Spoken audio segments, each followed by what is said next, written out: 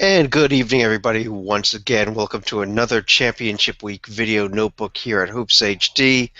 I'm your host, Chad Sherwood, and with me, live on tape delay, is a drunken puppet, uh, David It's Griggs. it, David, it, it's been a long day, long and busy day. a long and busy day in the college hoops world Great as games well. today, but yeah, Yeah, yeah, we have a lot to go over and a lot to preview. We've got among other things, we have our first automatic bids that will be at least one bid, if not two, that will be given out tomorrow, David. Uh, Excited to finally officially have a team in the tournament. yeah.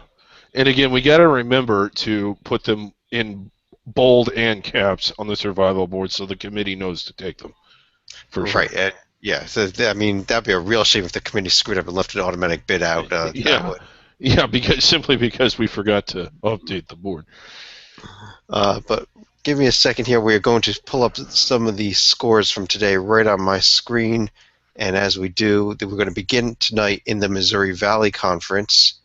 Um, let's see if we get that up the screen. There we go. Yeah, it's up there. Uh, Today was quarterfinal day in the Missouri Valley Conference. Pair of afternoon games. The first one was Wichita State and Southern Illinois. Wichita State just couldn't seem to pull away in this game. They really couldn't. I think that's going to be the storyline was how Wichita State struggled. I can't help but look at it, though, and think, where was this Southern Illinois team all year? Had they played like this all year, they would not have finished ninth, I guarantee you. They would have finished third or fourth and be looking probably at some sort of postseason tournament instead of absolutely nothing. I got to say, like, I'm a little surprised Barry Henson's had this much trouble at Southern Illinois, particularly because there are times when they do play the way they did today, and you just wonder why it wasn't there for the rest of the year. So I guess my take's a little different. Nice win for Wichita State, but I thought Southern Illinois played well, Yeah. not more so than Wichita playing poorly. And Wichita now is going to go up tomorrow against this Illinois State team that got past Evansville. This was the best game of the day in the Missouri Valley, this Illinois State-Evansville game. Yeah. Close game back and forth all the way throughout. The Redbirds did pull it out. I was kind of mystified. I was listening to the announcers throughout this game kept talking about how Illinois State was finally knew how to win at the end of a game. And all I did was see Illinois State do everything they could to try to choke the game away. I thought, Yeah. I thought it was the exact opposite. That they lucked out after trying to, they were committing turnovers, giving up three pointers with a foul on the 3-pointer. It was just like, Evansville should have won it, other than, they just lucked out. I think Illinois State. Yeah, I mean, again, I don't expect Illinois State to put. I don't think they're going to find a way to win tomorrow, although it would be pretty crazy if they did. Evansville had a really good year. I know you were actually expecting them to get in. I thought you were crazy. I do think that there's some sort of postseason tournament that they'll be able to go to, most likely the CIT. But pretty good year for them, and a lot of players coming back for next year. So it's always disappointing to go out. Like you said, they really should have won this one. Right. In the bottom half of the bracket tonight, I'll start with the Northern Iowa Bradley game. That was actually a close. It was a 2-point game at halftime, and then Northern Iowa just turned it on in the second half, and Bradley was Yeah, just huge done. tactical error here by Bradley, playing them so close in the first half and making them that angry. Yeah. Uh, the second game, the last game of the night here, Loyola Chicago beat Indiana State. David, this was the largest margin of victory in Missouri Valley Conference Arch Madness history. Yeah, How and it about was that for a blowout? yeah, and it followed up a game where the margin of victory was only 3 points less. So this is normally a great event, big tickets, especially like quarterfinal Friday, semifinal Saturday. If you had been looking forward to this and your drive to St. Louis and you just couldn't get there this afternoon, and this is what you've been looking forward to for weeks, and you get there tonight, I am sorry. Well, maybe you'll do a little better tomorrow. At least I think this Wichita State Illinois State game may be a little bit close. I don't think that Loyola is going Yeah. to hang in there with Northern Iowa, though. No, probably not. Although they blasted the trees today. Wow. Yeah. Uh, Another tournament that was in its quarterfinal stage today, pulling up right here, was the Big South. Now, in terms of seeds, David, 3 out of 4 these games were upsets today. Longwood, Winthrop, and Gardner Webb all advancing into the semifinals to take on along with the host team here, Coastal Carolina. Um, I know that, looking at this from an outsider's perspective, you'll say, "Wow, things are crazy in the Big South." Well, they are. But they're crazy because you had Of the 7 parity. teams here that were so close to each other. The Gardner Webb beating High Point is closer to a 4-5 matchup in any other conference than a 2-7. It really was, and I will. I'm not surprised by any of the results. In fact, it kind of went the way we thought it would. I think both those games went in the overtime. Radford, Winthrop, and Gardner Webb, High Point. The one result that did surprise me, and it really did, was Longwood. And not to take away from Longwood, but Charleston Southern just came out flat, stinky. I mean, just a stinko right out of the gate. I think it was 16-2 or 14-2 to start the game, Right. and they chipped away at it, but it just didn't look like it. Looked like they'd been at the beach for far too long. Yeah, this was a complete failure to show up by Charleston Southern. Longwood advances. I think they're in trouble with Winthrop tomorrow in this first 2 semifinals. Yeah, Winthrop played them twice and blasted them twice. I think they beat them by like over 20 at Longwood the last time the two played. Yeah, that Winthrop game was regulation. Bradford hit a 3 at the buzzer actually to make it a 1-point margin. It was a little bit bigger than that. The Gardner Webb game was an overtime game over High Point, though. Yeah, okay, that's right. I did watch them, but they're all kind of running together. But yeah, and it should be another exciting day tomorrow. Although I'm not, I don't think Longwood will step up on Winthrop at all. But this Gardner Webb Coastal game should be fun. Gardner Webb did get Coastal one time this season, so that's So this should be a good game here in the second of the 2 semifinals. In the Ohio Valley Conference, this was the conference of the night tonight. Let's go right into it. Semifinal night in the Ohio Valley Conference. There they are. Let's start with the first game, Murray and Moorhead. David, I'm going to turn it right over to you. I know you watched this one intensely. Yeah, and again, Murray-Moorhead, fun rivalry. Moorhead, I was kind of surprised they got here. I was really expecting it to be UT Martin. But once they were here, I thought that they would step up on Murray, and they did. It was just one of those. Murray was down. This is typical Murray-Moorhead. I think they were down 11 at the half. They actually built an 11-point lead in the second half. So if you can imagine, over a 12-minute period, they outscored the Racers by 22 points, and they were just draining threes, completely taking over the game. And Murray went to sleep. They've had a tendency to do that all year. Now, granted, they've pulled out these games, but there have been a lot of close calls, and they had another one today. To their credit, they did come back and win. Moorhead had a chance to tie it at the end, wasn't able to do it. Murray State holds on. I know they're in the rankings, but I still am not entirely convinced. In fact, I'm convinced the other way, that they're not inside the bubble, and they need to win this tournament to make it. Well, the good news is they have one more game to go to win it, and the team that we thought was most dangerous for them, Eastern Kentucky, lost a great game that just finished up right before we went on the air here today. But Belmont pulls it out by 1 point, 53-52. I guess Eastern Kentucky had a lead in the first half. Belmont came back in the second. Not exactly the best played of games, but especially the second half. Yeah, the second half was just, it was just a mud fight back and forth. It was sloppy excitement is the best way to put it. But, a lot of ill-advised shots. It was almost like both teams kind of went in the panic mode and just did a lot of just, just half-cocked things down the stretch, particularly Eastern Kentucky. Well, both of them, really.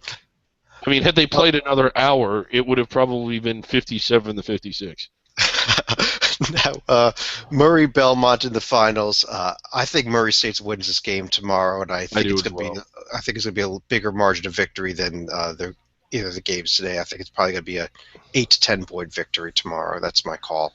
Yeah, I think so too. And here's the thing: if it's close with Murray being ahead, if this is like any other Murray State game, they're going to get a lead. They're going to go to sleep. They're going to lose the lead But then with about 5 minutes, they'll get their act together and come back and win by about 8 or 10. Let's move over to the Horizon League, where we had what is technically the quarterfinal round here. The top two seeds, Valpo and Green Bay, did not play today, but we had. Uh, First of all, I predicted a last night. We're going to have to go back and edit that podcast because I think that I said there would be a close game between Cleveland State and Detroit and a blowout by Oakland over UIC, and I kind Yeah. of had my games mixed up. We'll just kind of edit that a little. Yeah, I wasn't. I mean, I was kind of following the score of the UIC Oakland game. Full disclosure, I didn't see that much of it. I'm pretty. Unlike the Big South, this result did shock me. Now, I don't think it means anything. I don't think.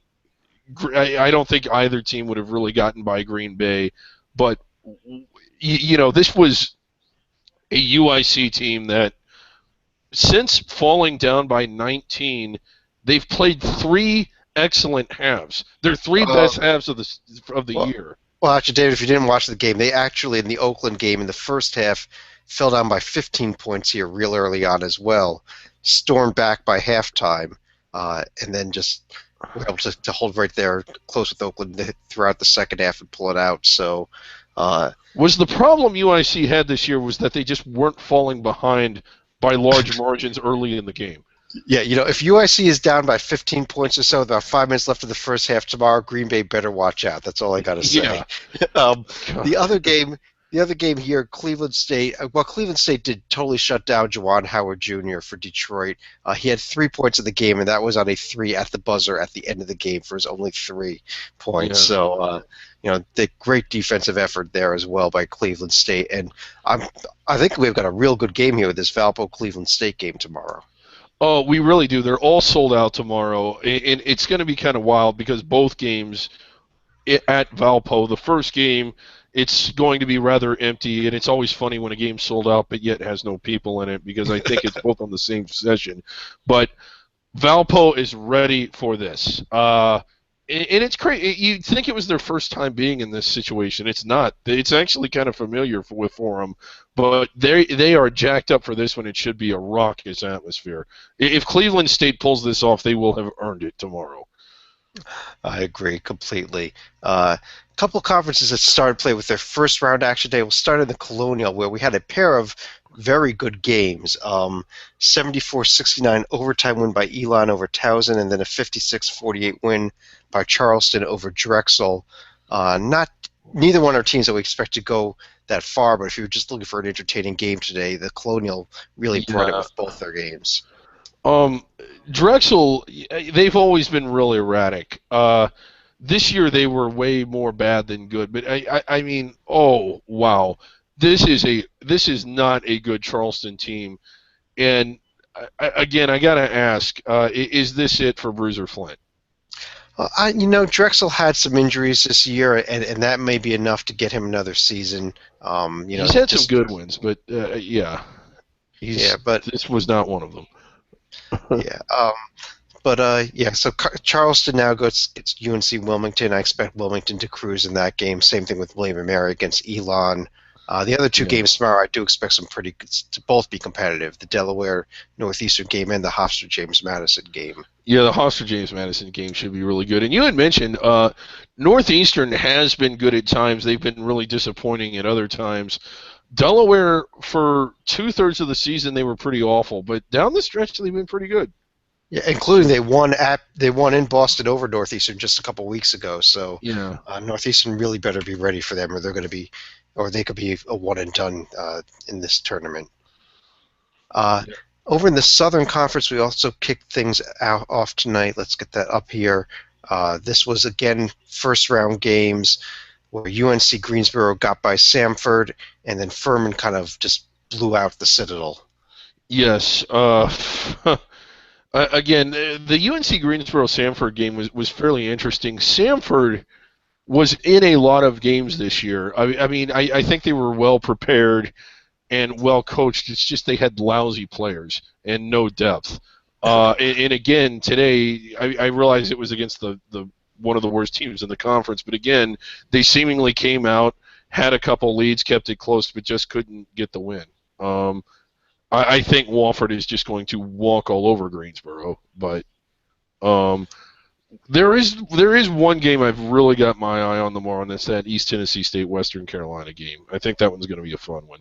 Yeah, I think that may be one of the most fun conference tournament games we have in any conference tomorrow, at least looking at it on paper going into the games.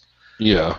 Um, Before we get to the West Coast Conference, I just want to take a look at a few other games that are going to be a few other tournaments that are in action tomorrow as well.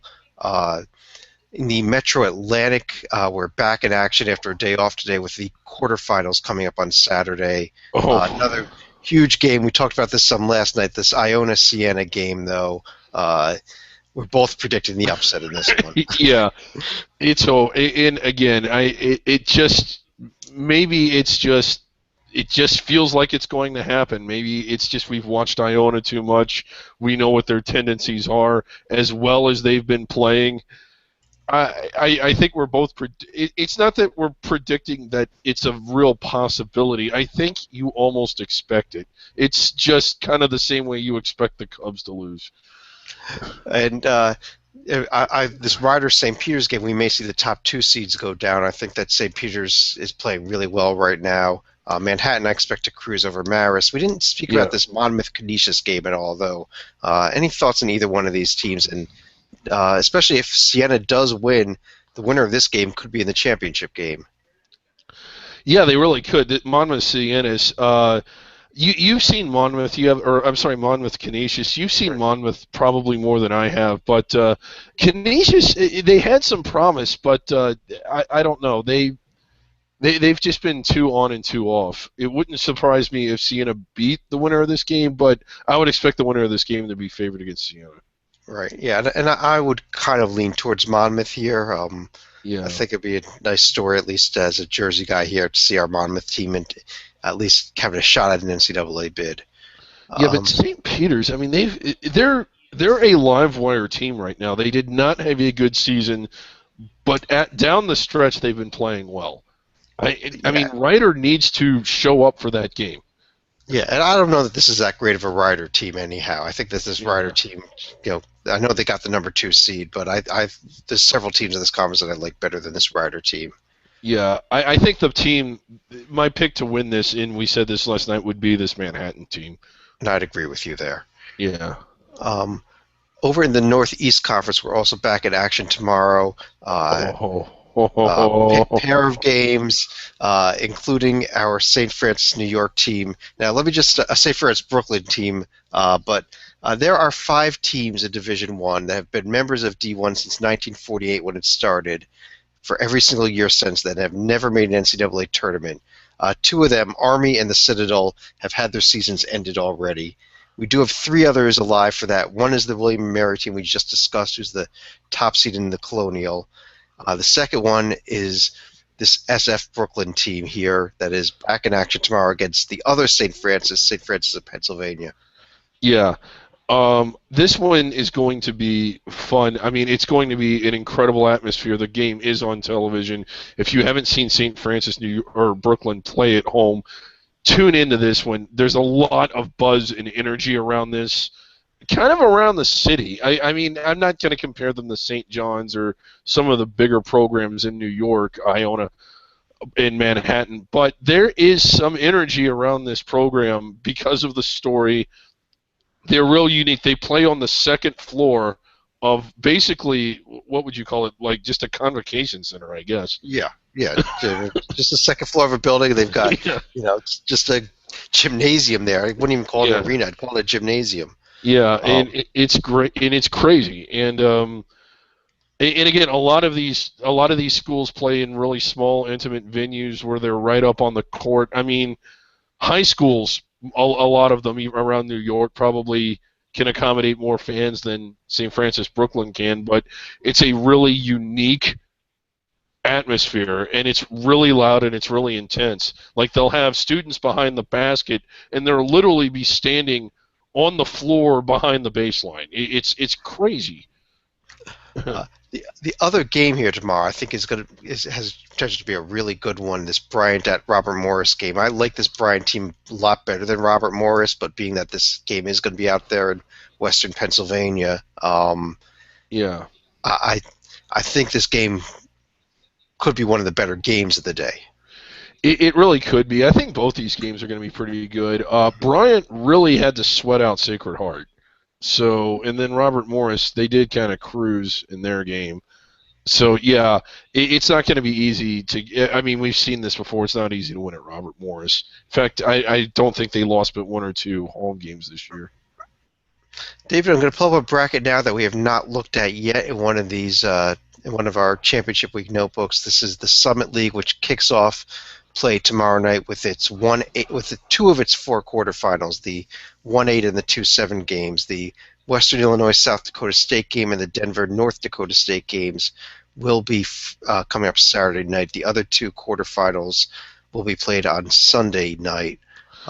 Yes, and I think the thinking is to give the two top teams another day's rest. Give them a day's rest. They're playing the women's tournament, I think, at the same time, at the same site, so they split them up like this instead of a full day off while the other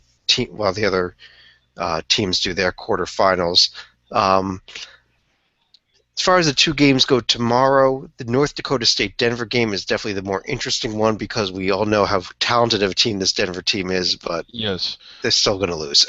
Yeah, I mean, they do less with more. I don't think anybody does less with more than Denver does.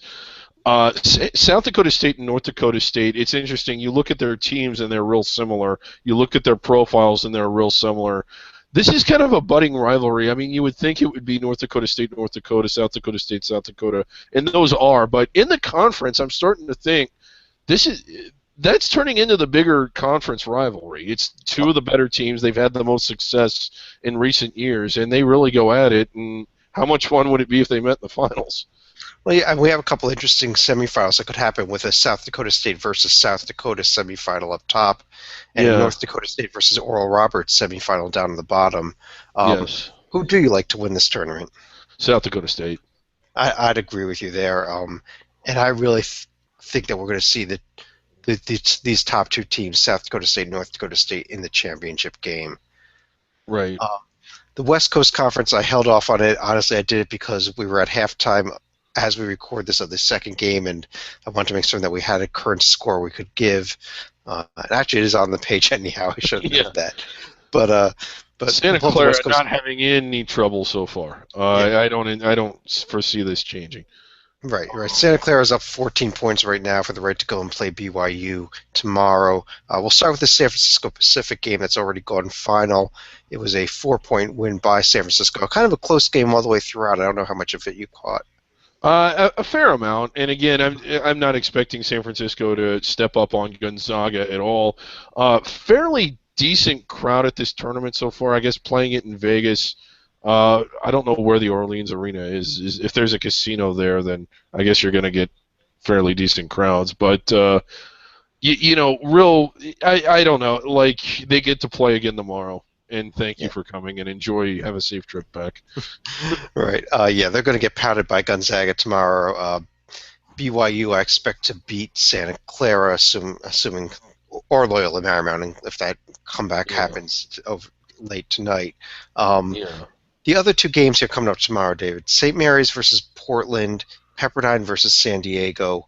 I think St. Mary's is going to have some trouble tomorrow with this Portland team. Yeah, this one's going to be interesting because St. Mary's. I mean, they're. I don't want to say they're on the bubble, but they're certainly more like a tournament team than you would think, at least on paper, than anyone else in the conference. But Portland's been playing pretty well.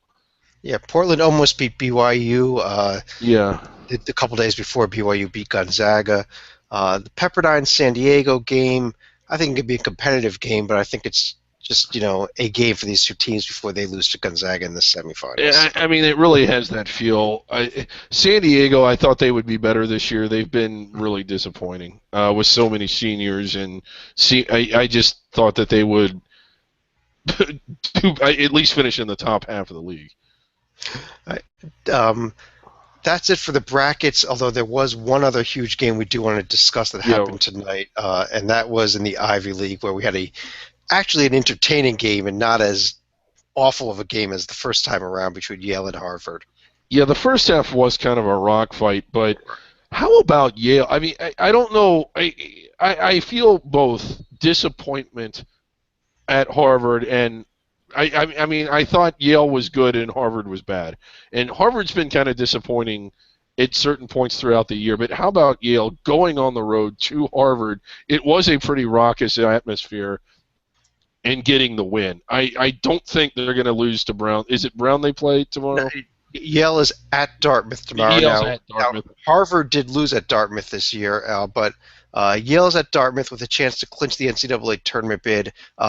So we could actually have, for the second time this week, major events in the state of New Hampshire. As Yale will be in Dartmouth with a chance to, in New Hampshire, playing at Dartmouth with a chance to clinch an NCAA tournament bid for the first time since 1962. Yes, and Only like the team they're playing tomorrow night, Dartmouth, has a longer streak of not having made the NCAA tournament. Well, it's like clockwork. Every 53 years, Yale comes through. So I mean, but that's really exciting for them. They've had some good teams, but again, with no tournament and having to finish first, they've never finished first in 53 years. Tomorrow they got a chance to lock it up. And they're a team that can... not quite true. They actually did finish in a tie 13 years ago in 2002. It was a three-way tie with Penn, Princeton, and Yale. Yeah, okay. And they beat, I believe they beat one of those teams in basically a semifinal type of game, but then lost in the finals of the tie-off. Yeah. In the event that Harvard wins and Yale loses, you mentioned this on the email thread today. The tiebreaker will be in Philadelphia at the Palestra. Yes, the Ivy League did confirm today that they have booked the Palestra for a potential tiebreaker a week from Saturday. I guess that'd be March the 14th. They'll be playing the tiebreaker. They didn't confirm time or TV listings yet, but it will be televised or at least streamed somewhere out there. Yeah. So that's what to look for. But I think that Harvard may not even if Yale loses, Harvard may turn around and lose to Brown and make it moot anyhow tomorrow. Yeah, and if Yale wins, of course, it's over. If Yale wins, it's over. So that's, like we said, we may have two automatic bids clinched tomorrow, one in the Ohio Valley Conference, the other one there in the Ivy League. David, just one other point. Oh, you know what? Let's go to our survival board before we forget that first. Oh, yeah, the survival board. Okay. I think we could pull that up. Now, it's going to... Well, we'll start off with where we were as of last night. Yeah. So, okay, here it is. I believe. Can we see it yet? There it is. As of the end of play last night, we were at 281 teams. And what we've done for the selection committee here is, of course, we've bolded all the teams that they should be that they should put in, and italicized any teams that they should be considering. Yes. And again, you can just kind of see there, Duke is in, North Carolina in, no matter what happens. And then again, like, I mean, we're going to go a step further and then just say, like, you see the Ivy League right there. If Yale wins tomorrow, they'll be bold and capitalized, and Harvard will disappear. Right. Now, why don't we go ahead and refresh and see what happened as of today? Okay. And again, it's always kind of sad for me to see these things going away. Oh my God, we're down to the field of 264. 264, not 64, which is where it should be, but 264. Yeah, 264. So I would like to congratulate Northwestern. They were the fifth team that has never been. They have advanced to the final 264. Yes, thank you for mentioning that. We were going through the list and I left them out. Of course, Northwestern is the fifth of those teams. Just so everybody knows, if you check the board in the morning, it's actually going to say 263 because... Yeah, this West Coast game, let's get down to see. Okay, yes, because, well, yeah, go ahead. We have Santa Clara playing Loyola Marymount right now. One of those two teams will disappear, and that West Coast total will go down to 9 in the morning. But, David insisted that we do this podcast before that game went final. He didn't want to wait up for it for some reason. I mean, I got to get my drink on. One other quick point I wanted to bring up, David, actually something we forgot to mention last night. One of the biggest things that we do here at Hoops HD this time of year is award our Centenary Award for the worst team in Division I. And all season we were touting Florida A&M, who then surprised us earlier this year by beating North Carolina A&T and bringing Grambling into the picture here for the award. Yeah. In their final game of the season, because they're not going to be in the MEAC tournament, last night they won again, beating Savannah State.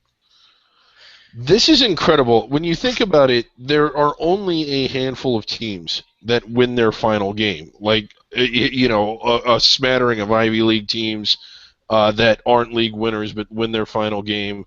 The NCAA tournament champion, the CIT champion. It's less than 10. In fact, it's a lot less than 10.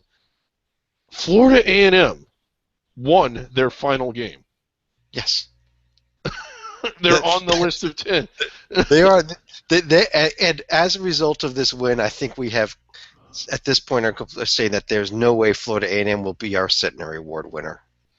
And they really can't be. I mean, how can you take a 2-win team over a 0-win Grambling team? Right. Especially Grambling does have 2 non-D1 wins, has 0 D1 wins. Now, what Grambling does have going for them, they have one more regular season game at home. They're playing tomorrow against Alabama A&M. We think, have a conference tournament game coming up in the SWAC as well. We'll find out hopefully by the end of the day tomorrow, we'll know the SWAC will have released its bracket. Are 10 teams going to show up at the SWAC tournament, and they're going to be told by one of them that they were left out due to an oversight? If you look on the SWAC website right now, they have a tournament schedule up that shows 9 teams participating. Can we pull that up? I don't know if you have that readily available. It's just ridiculous. But yes, as you were saying, the SWAC, there's just some basic critical things that you would expect a conference league office to know. One of which is how many teams are in that conference, and the second of which is how many teams are participating in a conference tournament. I do not believe the SWAC is aware of these 2 very basic critical things. There are 2 ineligible teams due to APR rules here in the SWAC, Southern and Alabama State. We have confirmed 2 things, that Southern and Alabama State will both definitely be going to Houston for the SWAC tournament. So if somebody is not going, it's going to be an eligible team, or we're going to have what you see here, if I'm looking, and you can tell by the URL right up there, this is the actual, this is not like ESPN's, this is the actual SWAC website, and there's only 9 teams on this bracket.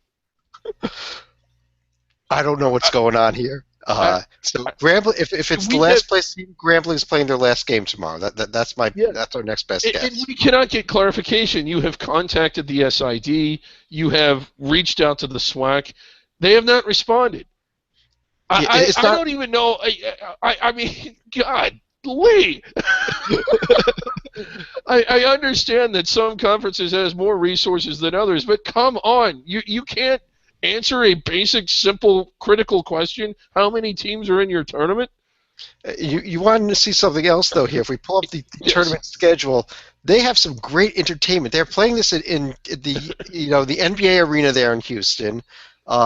They have here coming up in terms of entertainment, post-game concerts by Salt and Pepper, by by name artists that you've heard of. I mean, they're going to have some great stuff going on here. You can see all these events that are going on here at the SWAC tournament. That's quite a show. They got an incredible show. One of the best shows out there in terms of events to go along with the tournament, games themselves. But they can't even get their website right. They don't know how many teams are showing up. It's like they care more about the other stuff than the games. I don't know. Yeah, I just don't. Wow. And again, this is a first. We've never had this before, and I don't think this occurs at the Division III level. Well, maybe we'll be able to fill you in tomorrow night. Although the way the SWAC runs their website, it may not be till Tuesday morning that they announce who's playing on Tuesday afternoon. But right, yes, we'll find that out. But with that, anything else you want to discuss here tonight, David? I don't believe so. I mean, I realized we had some big news today out of Syracuse with the probation. We'll probably touch more on that on our regular bracket podcast or bracket rundown. The schedule is going to be a little different this week. Again, just another thing, our bracket page, we're not going to update it tonight. High Point is the projected champion of the Big South. Obviously, they are not getting in, so just be looking for updates in the next couple days. Probably by the end of the weekend, we'll get another one up there. Yeah, and if you're looking at the other team, I would replace. Obviously, we had Harvard in last night. Yale is obviously our now projected champion, unless things go crazy tomorrow in the Ivy League. Right. So with that, have a great night, everybody, and we'll talk to you again real soon.